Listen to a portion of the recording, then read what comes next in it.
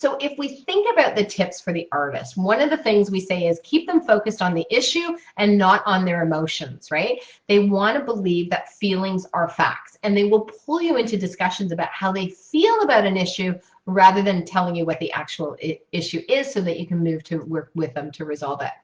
Giving them lots of time, lots of freedom to themselves, to reflect, to work, to create, and remind them that it's okay for them to say, hey, and communicate their need for space and time, right? I always laugh about it because I do have, a couple of people and I can always tell when it's like, okay, there's their need for time and space, and so and sometimes they'll do it really indirectly, and so I'll just you can tell me you need me to go, or you can tell me you need a break, you can, it's okay to negotiate for that and be really upfront about it. Okay.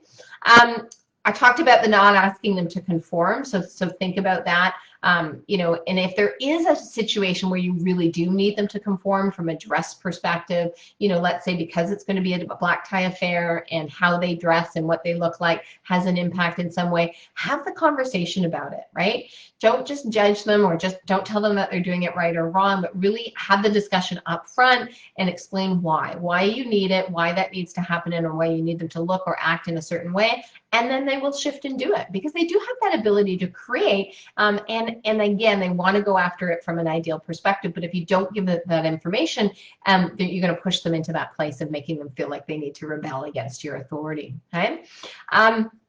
How long things can take with the artist can be a real source of conflict. So if you need them to comply with your schedule, give them lots of advance notice, give them reminders, be patient, provide task lists if you need to with chores, whatever it is that you need to do to support them as opposed to getting frustrated with them, okay?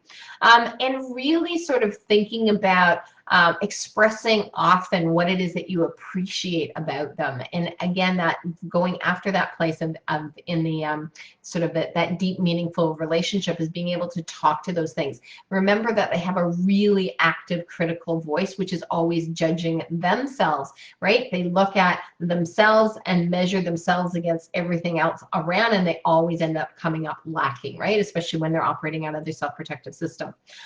Don't expect them to be more social than they are. Really understanding kind of they enjoy being with people, but they can become anxious, they can withdraw, they can get overtaxed, and just recognize how much energy and effort it takes for them to make small talk in groups because their preference is in deep, meaningful one-on-one against small groups of relationships.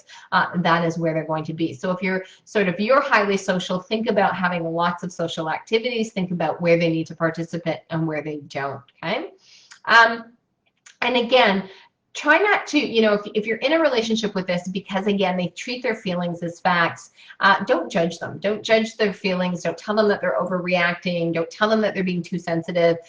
They can feel when they're misunderstood. They can feel when they're being victimized by people, especially those that don't empathize with them. And so consider their feelings. Try to empathize, even if that's not within your relationship style, and then get to the issue. So meet them where they are with their emotion, really empathize with the emotion they're feeling, what they're experiencing, the difficult they're having, and then move to the issue.